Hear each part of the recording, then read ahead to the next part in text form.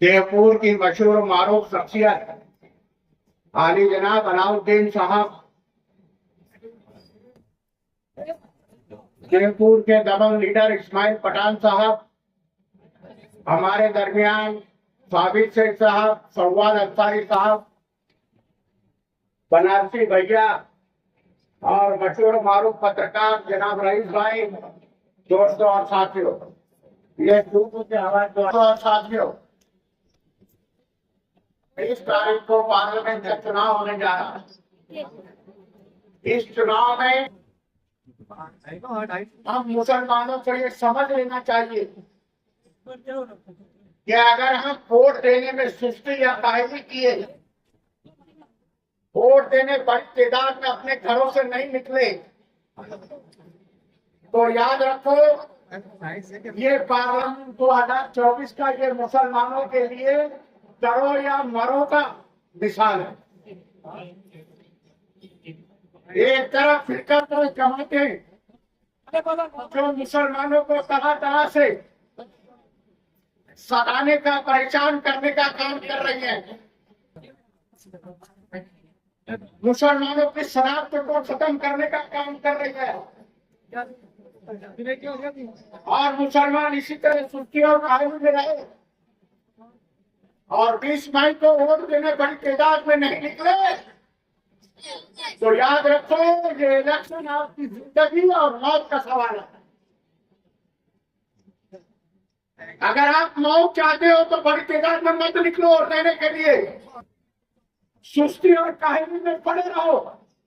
लेकिन अगर जिंदगी चाहते हो तो आने वाले 20 तारीख के इस चुनाव में अपने घरों से बड़ी तादाद में निकलकर पोलिंग बूथ पर जाकर पंजा निशान के बटन दबाकर शोभा तारीख बचाओ और पूरा कांग्रेस की जो उम्मीदवार है उनको आपको चुनकर लाएंगे।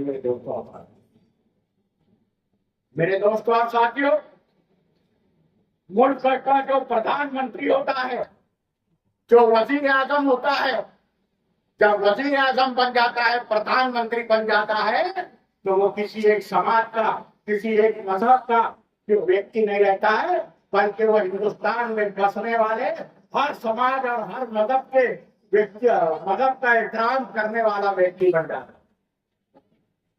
लेकिन आज के हमारे वजीर आजम नरेंद्र मोदी इतनी घटिया हरकत पर उतर आए हैं कि 70 साल में ऐसा प्रधानमंत्री इतना घटिया जबान में बोलने वाला मैंने आज तक नहीं देखा। दोस्तों,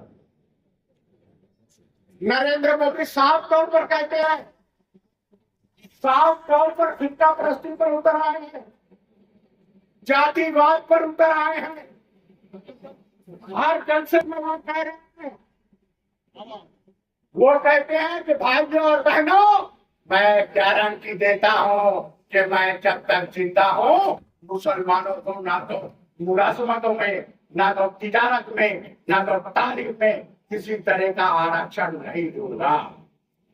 साफ तौर पे वो कहते हैं। इतने घटिया हरकत पर देश का कोई भी वजीर आजम, प्रधानमंत्री आज तक नहीं उतरा है। तो घटिया हरकत पर नरेंद्र मोदी उतर सकते। अरे नरेंद्र मोदी को क्या गारंटी देगा? गारंटी तो मुसलमानों ने दी है 4 मीनार बनाकर हिंदुस्तान को, गारंटी तो मुसलमानों ने लाल किला बनाकर हिंदुस्तान को दी है, गारंटी तो ताजमहल बनाकर हिंदुस्तान को दी है, गारंटी तो 4 मीनार बनाकर हिंदुस्तान को दी है, गारंटी तो बीबी का मकबरा बनाकर हिंदुस्तान को दी है। 4 मीनार, ताजमहल, लाल किला, कुतुब मीनार, बीबी का मकबरा, ये देखने के लिए लाखों लोग, यूरोपियन लोग हमारे यहाँ अमेरिका से, इंग्लैंड से, जापान से, इंडोनेशिया से, मलेशिया से, दूसरे ममालिक के शहीद हर साल हिंदुस्तान आते हैं, जिसके जरिए लाखों रुपया हिंदुस्तान को मिलता है, हिंदुस्तान के खजाने में जाता है। ये गारंटी तो हमने हिंदुस्तान को मुसलमानों ने अदा किया है। आपको बोलता है कि मैं गारंटी देता हूं कि मुसलमानों को कहीं भी आरक्षण नहीं मिलेगा। ये सोचने का मुकाम है मुसलमानों। जो वजीर आजम साफ तौर से इस हिंदुस्तान में मुसलमानों की शनाख्त को, नजरअंदाज करने की बात करता है, क्या आप उसके कहने को वोट देंगे मेरे दोस्तों? इसलिए मैं कहना चाहता हूँ कि 30 तारीख को तमाम मुसलमानों को बेदार होकर इंदिरा कांग्रेस के साथ जाना है। आज हमारा इंडिया अलायंस है, इस इंडिया अलायंस में शिवसेना, उद्धव ठाकरे ग्रुप, शरद पवार ग्रुप, आप पार्टी, हमारे इत्तेहादुल मुस्लिम के मकामी आमदार फारूक शाह ने भी हमको पार्टी पर दिया है, उनके भी तमाम लोग इस तरह से मुस्लिम लीग तमाम पार्टियों ने सोवाताई बचाव को हिमायत जारी की है और उनके साथ है। और तब सब लोग ये कहते हैं कि ये हिंदुस्तान में अगर हुकुमशाही लाना चाहती है बीजेपी, हुकुमशाही डिक्टेटरशिप लाना चाहती है, हुकुमशाही और डिक्टेटरशिप को खत्म करना है, तो आने वाले पार्लियामेंट के चुनाव में आपको इंदिरा कांग्रेस को कामयाब करना होगा। दोस्तों और साथियों, मैं कहना चाहता हूँ चाहता हूँ कि कांग्रेस पार्टी एक ऐसी पार्टी है जिसमें आप मुसलमान लोग अपना दबाव बनाकर मुसलमानों का कोई भी काम करवा सकते हैं, लेकिन दबाव बनाकर काम करवा सकते हैं। लेकिन भारतीय जनता पार्टी और दीगर पार्टी की हुकूमत आई तो मुसलमान दबाव बनाकर कोई भी काम उनसे नहीं करवा सकते, क्योंकि बीजेपी के लीडर कहते हैं हमको मुसलमानों की जरूरत नहीं है। जो लोग साफ तौर से ये कहते हैं कि हमको मुसलमानों की जरूरत नहीं, तो उनके साथ जाकर हमारा क्या फायदा इस मुल्क में? मेरे दोस्तों साथियों, आपको याद होगा कि 1984 में शाहबानों का मुकदमा हुआ था और उस वक्त हिंदुस्तान के वजीर आजम कांग्रेस पार्टी के राजीव गांधी थे। उस वक्त मोर्चे में यह तय हुआ कि समान नागरिक कायदा लाया जाए, मुसलमानों की शरीयत वगैरह सब खत्म कर दी जाए और समान नागरिक कायदा लाके सब लोगों को एक ही कानून के तहत अंडर में लाके उनको चलने का प्रयास किया जाए। लेकिन पूरे हिंदुस्तान के मुसलमानों ने दबाव बनाया, जगह जगह जलसे हुए, मुजाहरे हुए, राजीव गांधी पे दबाव डाला गया कि अगर आपने समान नागरिक कायदा लागू किया तो मुसलमानों की बहुत जबरदस्त मुखालफत का सामना आपको करना पड़ेगा। जब मुसलमानों का दबाव डाला गया तो उन्होंने समान नागरिक कायदा का कानून रद्द कर दिया, मुसलमानों के हक में फैसला दिया।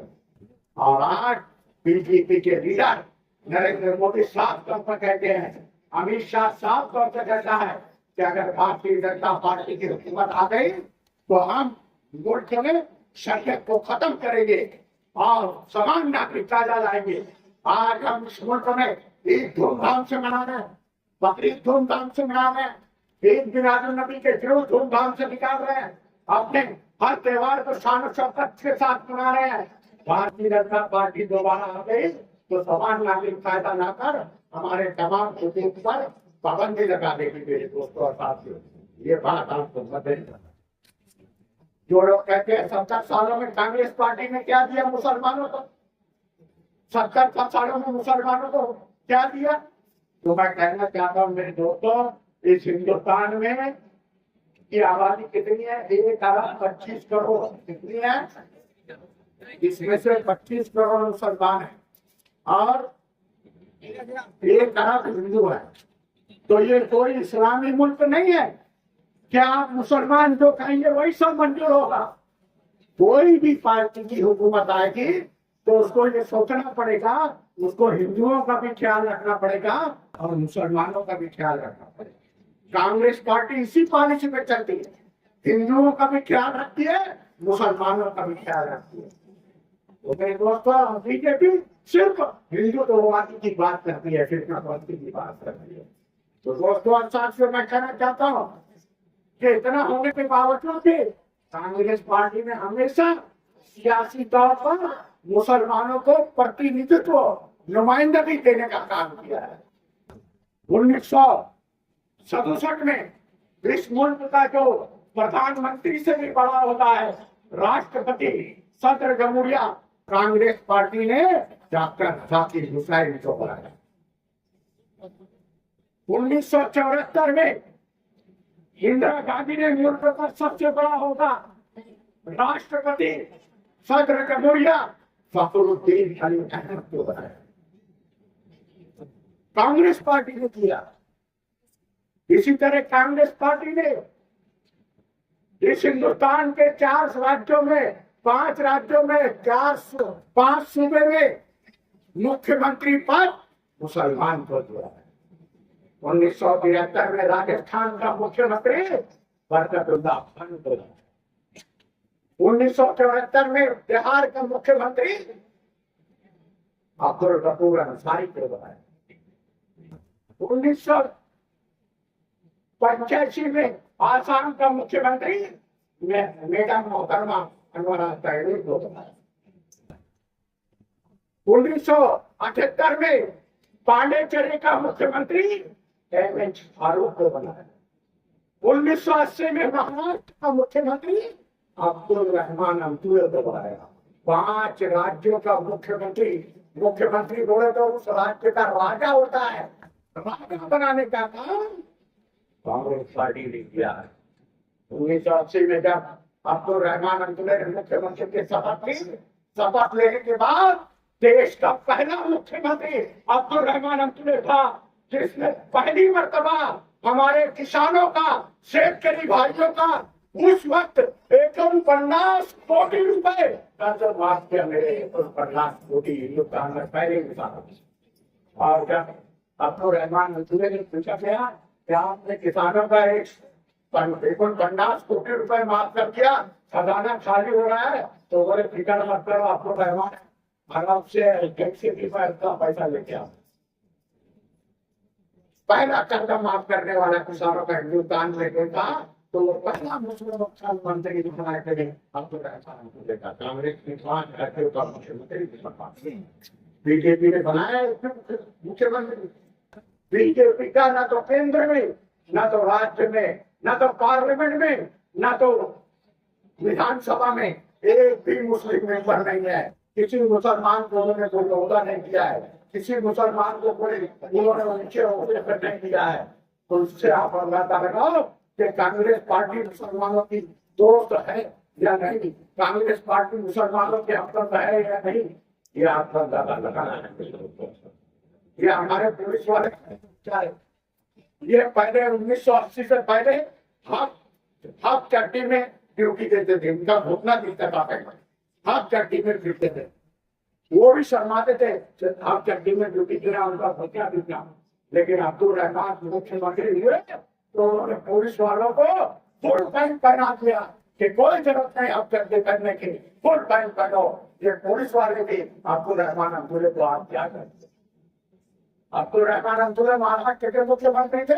संजय निराधार अनुदान योजना के तहत चाहे हिंदू हो, चाहे मुसलमान हो, चाहे किसी भी धर्म का हो, हर समाज को संजय निराधार अनुदान योजना से हर गरीब खानदान में किसी का 1000 रुपया, किसी का 1500 रुपया, किसी का 2000 रुपया महीना आ रहा है और गरीब खानदान अपना करवा है। यह है कांग्रेस पार्टी। कांग्रेस पार्टी ने पार्लियामेंट से लेकर विधानसभा तक मुसलमानों को नुमाइंदगी देकर मुसलमानों के शान और शौकत को बढ़ाने का काम किया। ये हमारे स्टेज पर बैठे हैं सौगाल अंसारी, इस्माइल पठान और ये साबिर शेख, इनको भी कांग्रेस पार्टी ने डिप्टी मेयर बनाया। डिप्टी मेयर हमारे साबिर शेख विरोधी पक्ष नेता थे, इस्माइल पठान डिप्टी मेयर बने, हमारे सौगाल अंसारी डिप्टी मेयर बने। जमीन से लेकर दिल्ली तक कांग्रेस पार्टी ने मुसलमानों को नुमाइंदगी देने का काम किया। इस जिले के अंदर कुमार बाबा पाटिल के दादा चूड़ामन पाटिल 25 साल तक कांग्रेस के सदर रहे, अध्यक्ष रहे। उन्होंने 1962 में देवपुर की मशहूर मारूफ शख्सियत शहीद सरदारपुर नगर अध्यक्ष बनाया। अकबर चौक की मशहूर मारूफ शख्सियत हनीफ पहलवान को नगर अध्यक्ष बनाया। बरगई रोड की मशहूर मारूफ शख्सियत करीम शेख बिनी वाले को नगर अध्यक्ष बनाया। मियाँ बिनी वाले शमसुल्लाह साजी पीर मोहम्मद को स्कूल बोर्ड का चेयरमैन बनाया। देवपुर की मशहूर शख्सियत निसार सर को स्कूल बोर्ड का चेयरमैन बनाया। ये कांग्रेस पार्टी की जितने आज के मौजूदा आमदार फारूक शाह को 50 मिलियन पहुंचा। मेरे दोस्तों और साथियों, कांग्रेस, ये कांग्रेस पार्टी थी जिसने आजाद नगर की मशहूर शख्सियत भानु पटेल को स्कूल बोर्ड में चेयरमैन बनाया। ये कांग्रेस पार्टी थी जिसने मुस्तफा नकीम मोहम्मद मियां वाले को मध्यवर्ती सरकारी बैंक का डायरेक्टर बनाया। ये कांग्रेस पार्टी थी जिसने अकबर चौक की मशहूर मारूफ शख्सियत मरहूम उमर सरदार को मध्यवर्ती बैंक का डायरेक्टर बनाया। कांग्रेस पार्टी ने सियासत में मुसलमानों को साथ में लेके चलने का प्रयास किया। अगर दिल्ली में जवाहरलाल नेहरू इंदिरा गांधी ने मुसलमानों को नुमाइंदगी की थी, महाराष्ट्र में यशवंतराव चौहान वसंतदादा पाटिल शरद पवार ने मुसलमानों को नुमाइंदगी की थी, तो इस जिले के अंदर चुनाव बाबा पाटिल के दादा चुनाव पाटिल ने मुसलमानों को नुमाइंदगी दी। मुसलमानों को, हिंदुओं और मुसलमानों को साथ में लेकर चलने का प्रयास को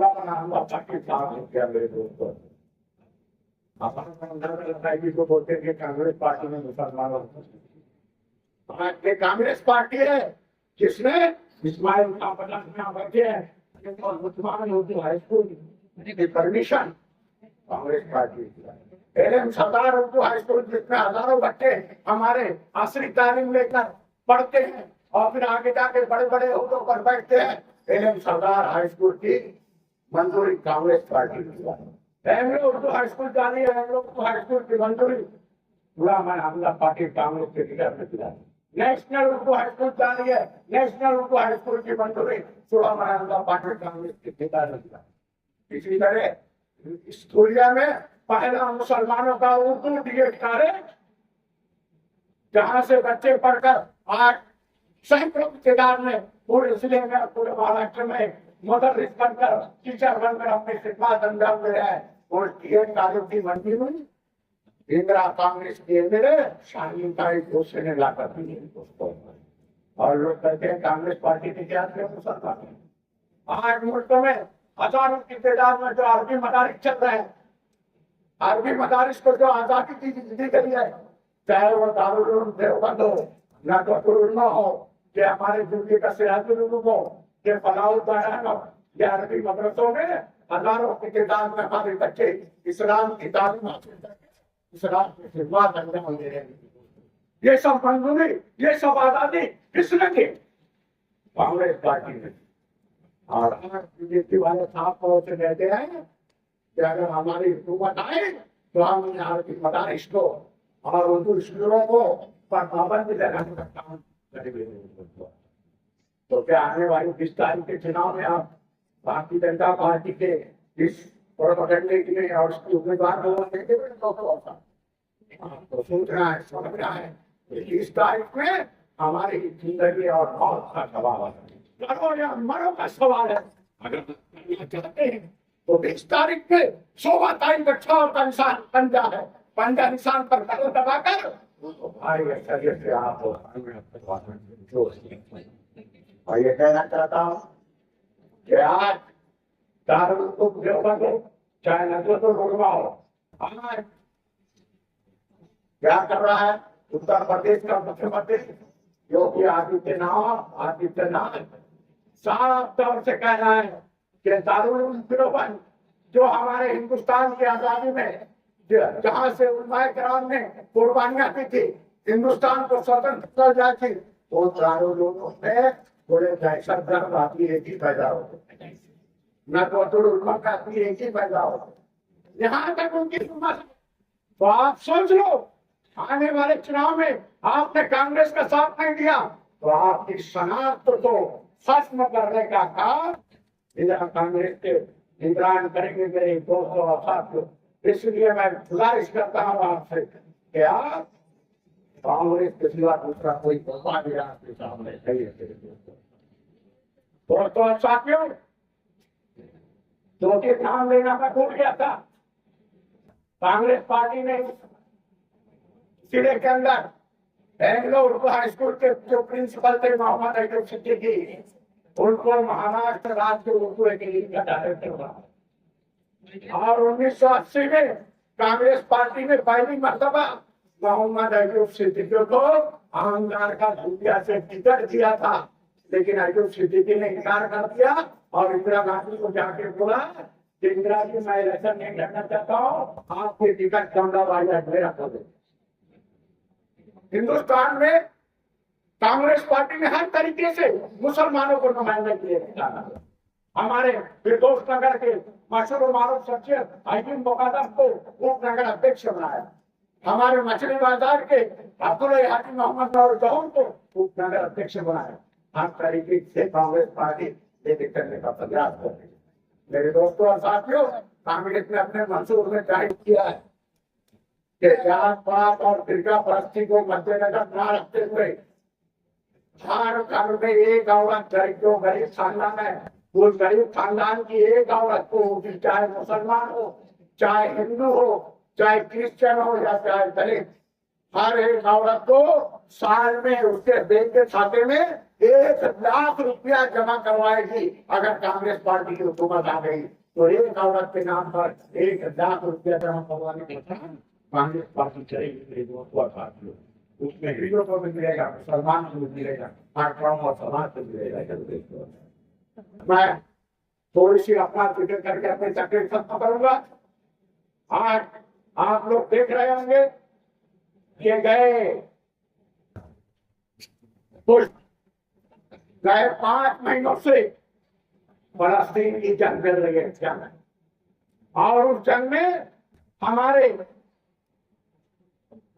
25-30 हजार से ज्यादा मुसलमान मारे जा चुके हैं। इसराइल गजा पर बमबारी करके 30 लाख मुसलमानों को, फलस्तीनी मुसलमानों को भागने पर मजबूर कर दिया। आज मुसलमान रफा के कैंपों में बेयारों मददगार पड़े हुए हैं, भूखे प्यासे पड़ रहे हैं, उनको किसी तरह की कोई गिजा नहीं मिल रही है। बारिश होते हैं, कीचड़ों में पड़े हुए हैं, खुले आसमान के नीचे, लेकिन भारतीय जनता पार्टी एक लफ्ज भी उनकी हिमायत में नहीं बोल रही। फलस्तीन की हिमायत में इंग्लैंड में मुजाहरे हो रहे हैं, अमेरिका में मुजाहरे हो रहे हैं, इंडोनेशिया में मुजाहरे हो रहे हैं, बांग्लादेश में मुजाहरे हो रहे हैं, यूरोपियन ममालिक में मुजाहरे हो रहे हैं, लेकिन अगर हिंदुस्तान में कोई फलस्तीन की हिमायत में बोलता है तो उसको गिरफ्तार कर लिया जाता है। भारतीय जनता पार्टी अव्वल नंबर की मुस्लिम दुश्मन पार्टी है मेरे दोस्तों। इसलिए अगर आप चाहते हो कि हमारा जो पहला किबला अव्वल मक्का काबा से पहले बैतुल मुकद्दस था, मुसलमान बैतुल मुकद्दस की तरफ मुंह करके पहले नमाज पढ़ते थे, लेकिन हुजूर सल्लल्लाहु अलैहि वसल्लम के बाद हुक्म आया कि काबा की तरफ मुंह करके नमाज पढ़ो। आज वो बैतुल मुकद्दस इस्राइल के कब्जे में है, यहूदियों के कब्जे में है। हम उनकी हिमायत में बिना तो बोल नहीं सकते, अगर बोलेंगे तो आपको गिरफ्तार कर लिया जाता है। ये कैसी पॉलिसी है हुकूमत की? इंसानियत कुछ चीज है कि नहीं? इंसानियत के साथ भारतीय जनता पार्टी हुकूमत चला रही है कि नहीं? ये मत देखो कि फलस्तीनी लोग मुसलमान है, बल्कि ये देखो कि एक इंसान। तो अगर बैतुल मुकद्दस की आजादी चाहते हो, आप चाहते हो कि इजराइल के हाथों से बैतुल मुकद्दस आजाद हो, तो न्यूयॉर्क में, अक़वाम मुत्तहिदा में, यूएनओ में अगर कोई बैतुल मुकद्दस की आजादी के लिए आवाज उठा सकता है तो वो कांग्रेस का नुमाइंदा उठा सकता है। इसलिए बैतुल मुकद्दस की आजादी के लिए आप आने वाले 20 तारीख के चुनाव में पंजाब किसान पर जमा कर 100 का छाप को अक्सरियत से कामयाब करें। जय हिंद, जय भारत।